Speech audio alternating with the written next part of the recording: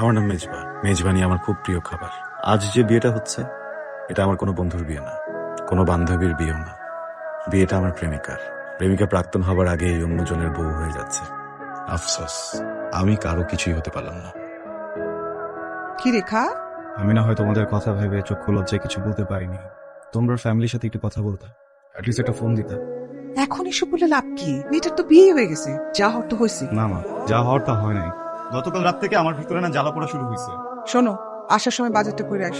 হ্যাঁ সেই তো, আমি তো একাই আছি বাজার করার জন্য, এত কেউ নাই। আমি বাজার করবো, সবাই মিলে শুধু খাবে। করবো যেতে করবো।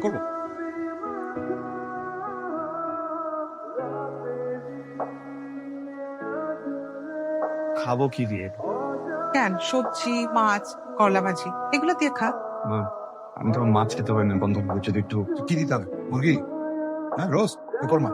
সংসারের দায়িত্বে এবং খাটতে খাটতে আমার জান শেষ হয়ে গেল। তোমার মধ্যে কোনো বোধ বুদ্ধি কিছু দেখে। আরে এসব কি বলতেছো তুমি? একটু থামো না। ওকে সংসারের দায়িত্ব নিবে না বলছে, অবশ্যই নিবে। কতদিন সেটা জিজ্ঞেস করছি, আমি তো দেখি না ওর মধ্যে কোনো অনুভূতি আছে। ও ব্যাপারে সংসারে কোনো ব্যাপারে কোনো খোঁজ খবর নেই। খাটতে খাটতে তো জান কয়লা হয়ে গেল। কত পরিশ্রম করো। ভাবি না সেরি নাকে রোজা রাখবে। অনেকে এই যা আছে সেটা তুই সেরিকে যাবি। তোমার কথাতে পেট ভরে গেছে। কি সকাল সকাল কি মুরব্বীর লোক আবার ঝগড়া আসছো? চাচা নিঝুমের বিয়ে হয়ে গেছে। এমনি কেমন হয় ঘরে অশান্তি চলতে আছে না? যাওয়ার একটা কথা বলো তো, কেউ কি আমার ঘরের ভিতরে সে চাকরি দিয়ে যাবে? হ্যাঁ, আমি যদি কোনো অফিসে যে বলি যে আমার ফ্যামিলিতে অনেক বাজে অবস্থা চলতেছে, তারা কি আমার ঘরে টাকা দিয়ে যাবে? আমি তো আমার মতো করে প্রত্যেকটা জায়গায় সিভি ড্রপ করতেছি, আমি চেষ্টা করতেছি, আমি কথা বলতেছি, যোগাযোগ করতেছি, কেউ তো চাকরি দিচ্ছে না, কেউ ফোন দিচ্ছে না, আমি কি করবো? দেখ বাবা, চাকরির বাজার তো কেমন এটা তো তুমিও জানো, আমিও জানি। জানি কষ্টের, কিছু তো করার নাই।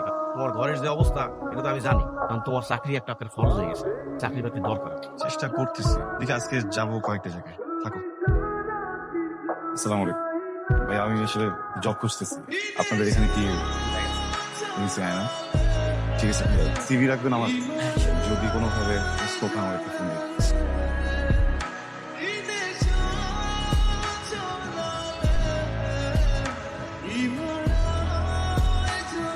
শোনো, বাড়িওয়ালা আসছে, অনেক ছেলাছেলি করছে। আমরা এই বাড়িটা ছেড়ে দিই। রেল লাইনের উপরে কম ভাড়া বাসা নেই। এই রোজ রোজ বাড়িওয়ালার এত কথা শুনতে ভালো লাগে না। দেখি চেষ্টা করছি। আবার মাইক্রোফোন করে দিচ্ছে। হ্যাঁ, ওই ওর ডক্টর পুরো হয়ে গেছে তো, তাই ওই বিক্রি করে দিলাম। মানে নতুন একটা কিনবো তাই, ঠিক আছে। আসসালামু আলাইকুম। ওয়ালাইকুম আসসালাম, বসুন প্লিজ। Thank you. বলুন আপনার জন্য কি করতে পারি? আমি আসলে একটা জব খুঁজতেছি, আপনাদের এখানে কি সুযোগ পাবো? কিন্তু আপনাদের জেনারেশন একটা সমস্যা, হঠাৎ করে দরজা খুলে ভিতরে এসে একটা সিভি দিয়েই বলেন যে জব পাওয়া যাবে, কিন্তু এইভাবে তো জব পাওয়া যায় না। আপনি আমাদের সার্কুলার দেখবেন, যখন সার্কুলার থাকে তখন আপনি আমার কাছে আসেন। প্রাইভেট জব এগুলোতে চাকরি করতে হলে একটা রেফারেন্স লাগে, আমার কাছে আসেন, আমি প্রয়োজনে নিজেই মাধ্যম হয়ে আপনার রেফারেন্স দিই, এবং আপনি আমার সর্বোচ্চটা দিয়ে চেষ্টা করবো যাতে আপনার চাকরিটা হয়। ওকে, থ্যাংক ইউ। আপনি চলে আসুন। কই ছিল, কই থাকো সারাদিন? এই তো এদিকে। তুমি আমার বলো তো, তুমি কি চাকরি বাকরির চেষ্টা কিছু করতেছো নাকি? জি, চেষ্টা তো করতেছি, হচ্ছে না। কি যে করো, লেখাপড়াটাও কোথায় ঠিক মতো করো না। তো তুই কি যে হবো, তুমি না হবা আম গাছ, না হবা গাছ গাছ।